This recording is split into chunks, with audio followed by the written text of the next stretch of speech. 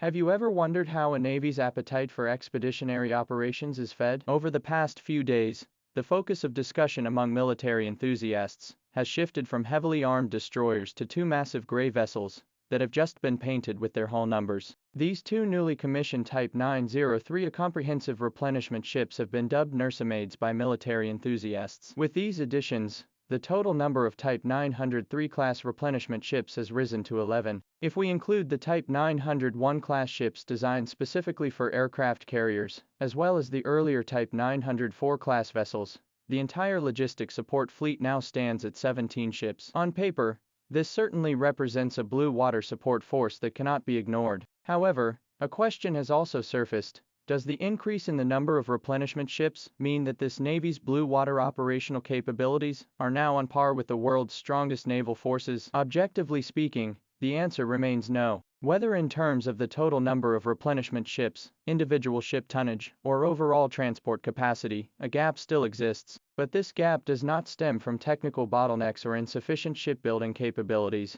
Rather, it is a matter of prioritization in the Navy's development path. Over the past few decades, there have always been more urgent pieces of equipment on this Navy's shopping list that required priority procurement. Since the start of the new century, the core objective of naval development has been to move beyond coastal waters and into the vast open oceans. As the operational radius continues to expand, the need for replenishment ships with longer endurance has gradually become more pressing. Building large tonnage vessels not only requires substantial financial investment, but also involves a lengthy construction cycle. Given limited resources, priority is naturally given to core equipment that directly contributes to combat capability, such as aircraft carriers and large destroyers. Logistics support vessels like replenishment ships can only come later. Only by first establishing a core combat force, and then refining supporting logistics capabilities based on actual operational needs, can a logical progression be achieved. Therefore, although replenishment ships have been commissioned one after another in recent years,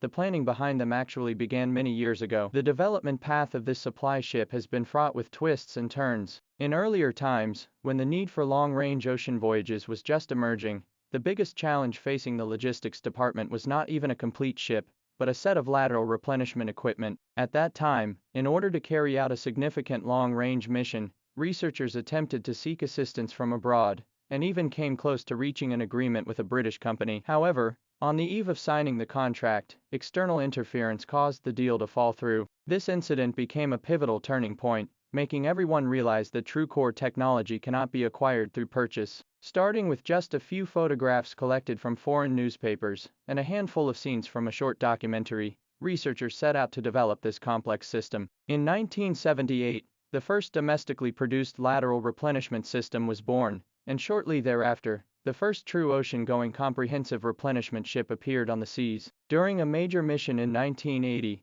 this replenishment ship successfully conducted lateral replenishment for the fleet. From that moment on, a clear signal was sent. This Navy had acquired the basic capability to venture into the open seas. Another path was more akin to a serendipitous bargain find. In the early 1990s, an expedition team unexpectedly discovered a large replenishment ship, approximately 70% complete, in a warehouse at an old shipyard in Ukraine. The vessel was massive, and its design was highly advanced for the time, but construction had been halted due to the country's dissolution. More crucially, its price was less than a quarter of the original cost. The survey team acted decisively, transporting the unfinished vessel back to China. Over the course of more than 3 years, they carried out extensive modifications and upgrades, installing brand new electronic equipment and weapon systems. In 1996, the ship officially joined the Navy as the Qinghaihu, instantly becoming the largest warship in terms of displacement at the time. Just 1 year later, it led 2 of the most advanced destroyers on a transoceanic training voyage, setting multiple records. However,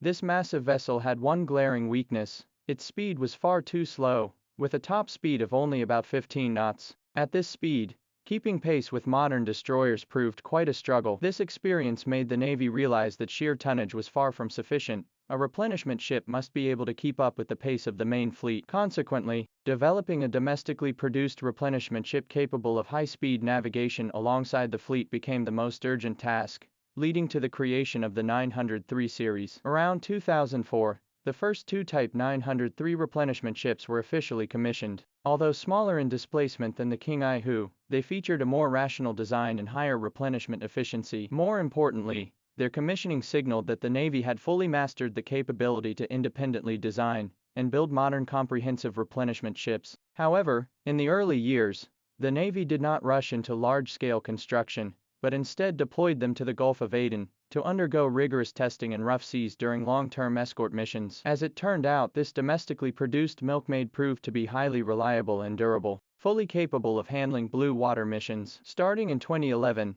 the upgraded Type 903 began mass production, with a displacement of 23,000 tons and a maximum speed increased to 19 knots. As new ships were commissioned one after another, the Type 903 gradually grew to its current substantial fleet size. The ultimate evolution of replenishment ships is the Type 901 Super Replenisher, specifically tailored for aircraft carrier strike groups. With a displacement exceeding 50,000 tons, it was designed to address the logistical challenges of prolonged offshore deployments by carrier task forces. Each time an aircraft carrier strike group sets sail on a mission, it often needs to operate continuously at sea for several months, requiring massive amounts of fuel, ammunition, food, and other supplies. Only a replenishment ship of this caliber can meet such demands. The Type 901 can reach a speed of 25 knots, enabling it to keep pace with the rapid maneuvering of the carrier strike group. In terms of comprehensive replenishment capabilities and technical standards, it has already joined the ranks of the world's best. Its introduction completes the final piece of the puzzle for aircraft carrier strike groups venturing into the open ocean. So, exactly how many of these nursemaids will be needed in the future? According to public information, the hull numbers assigned to replenishment ships fall within a specific range, with approximately 40 slots reserved in total. This figure even exceeds the number of dedicated replenishment ships currently in service with the U.S. Navy. According to public information,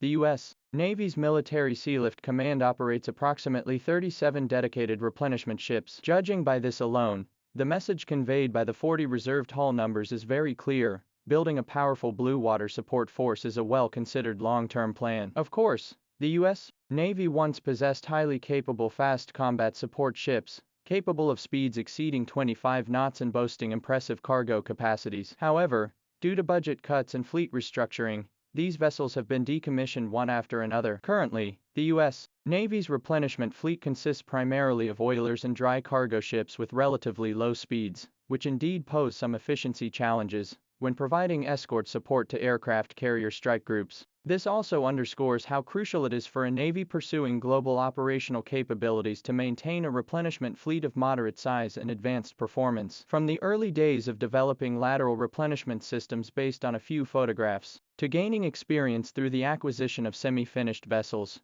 and then to the rapid, incremental iterations of the 903 series and the specially customized 901 series, the development path of this Navy's replenishment fleet has been both solid and clear. The commissioning of each new vessel means the fleet can venture into more distant waters, remain at sea for longer periods, and handle a wider range of contingencies. With the gradual commissioning of the new Type 903 vessels, and plans for even more advanced models in the future, the confidence to venture into the deep blue is being steadily reinforced. This vast fleet of nursemaid ships is becoming the most reliable backbone, supporting the global expansion of China's naval power.